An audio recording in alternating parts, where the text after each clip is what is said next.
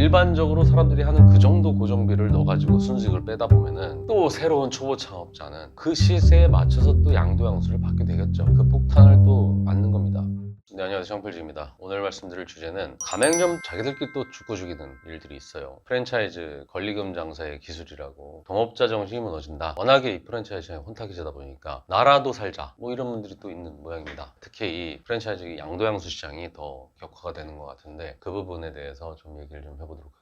동업자 정신이란 말이 있어요. 가령 우리가 UFC 격투기 선수들이라고 치자고요. 서로 경쟁하고 서로 싸워서 누가 챔피언을 먹냐 뭐 이런 관계죠. 경쟁 관계입니다. 근데 그럼에도 불구하고 그들은 같은 업을 하는 사람들이에요. 그래서 싸움을 하더라도 치명적인 부상과 상처를 주는 행동은 안 합니다. 가령 실수로라도 선수 생명에 지장을 주는 행동들을 한 선수가 있다면 사람들은 동업자 정신을 어겼다 이런 말로 다 비난까지 하죠. 과거에 창필 카페를 보면은 권리금 장사의 기술이라는 주제로다가 글을 쓴 게 있는데 그 당시 권리금 장사의 기술이 어떤 기술이었냐면 정말 헐값에 나오는 가게를 인수해가지고 수익도 거의 안 나고 마진 포기하고 진짜 미친 점심 한상 차림으로다가 사람들을 막 끌어들이는 거죠. 그렇게 끌어들이면서 매출을 극대화시키고 그 매출 극대화를 가진 그 매출 데이터를 통해 가지고 수익률 계산을 또 나름대로 해서 권리금을 받고 또 넘기는 방식, 이런 방식은 사실 좀 과거에는 좀 많이 있었어요. 장사 잘 하시는 분들이 일단 헐값에 가져온 거를 어느 정도 수리해 가지고 왕창 푸짐하게 해가지고 사람을 확 몰리게 해가지고 점심은 거의 안 남기고 저녁에서 조금 남기고 이런 식으로 어쨌든 매출이 높으니까 인력 효율도 높아지고 사람들이 모이니까 어쨌든 남는 게 있어지는, 그러면서 이게 권리금 장사를 하셨던 분들이 있었단 말이에요. 요즘은 없지만 여기서 포인트는 헐값에 매수하고요, 두 번째 마진을 포기하고 마지막에 권리금 받고 엑싯. 앞서 얘기한 것처럼 저렇게 권리금을 땡기는 거 이거 아무나 하는 거 아닙니다. 이거 다 고수들이 하는 거고 자신만의 기술을 가지고 자신만의 철학을 가지고 많이 안 남더라도 고객들에게 많이 팔아서 박리담회로다가 그렇게 대접해서 인정받고 그 노력에 대한 대가로 다 권리금을 가져가자, 이 정도는 정상적인 방식이죠. 훌륭한 겁니다. 근데 요즘 이 프랜차이즈 가맹점 권리금 장사하는 사람들은 이게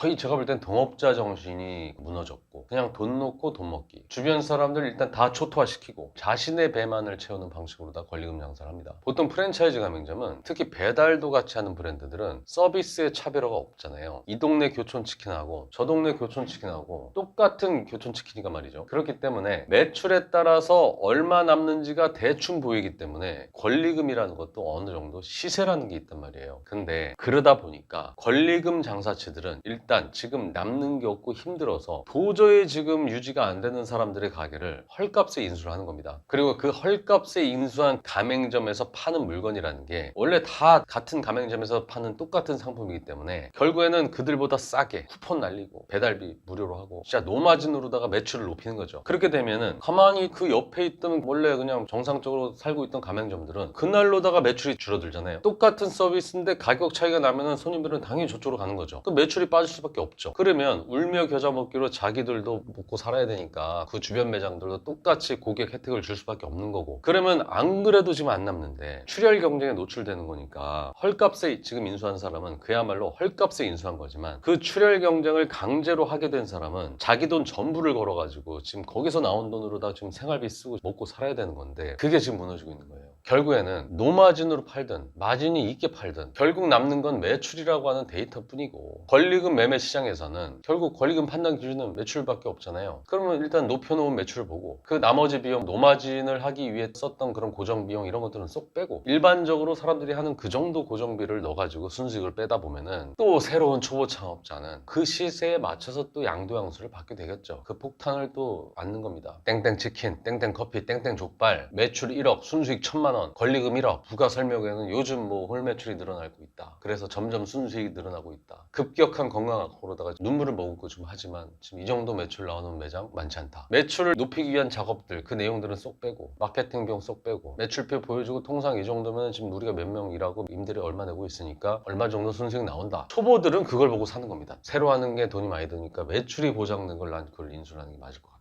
저 정도 팔면 어느 정도 나오네. 본사에서 얘기했던 그 계산법하고 비슷한데 저 정도면 되는구나. 초보들이 또 그걸 인수하는 동안 그 사이에 높은 매출을 한 가맹점으로 인해서 그 주변 동종 가맹점들이 가져가야 될 매출분이 다 이쪽으로 몰빵이 된 거잖아요. 그럼 그 주변 가맹점들은 매출 떨어지고 수익 떨어지고 그들의 동업자 정신이 무너진 이 권리금 장사로 인해 가지고 지금 안 그래도 힘든 프랜차이즈 시장인데 가맹점들끼리도 지금 서로 이렇게 하면서 더 어려워지는 상황인 겁니다. 이래저래 혼탁한 창업시장, 너 죽고 나 살자, 동업자 정신까지 무너지면서 진퇴양난에 빠진 그 주변 사장님들도 많습니다. 모쪼록 양도양수 하실 때는 요즘은 너무 이런 트릭들이 많으니까 이런 것들도 좀 잘 면밀하게 좀 살펴보시고 판단하셨으면 좋겠어요. 이상 창풀직이었습니다.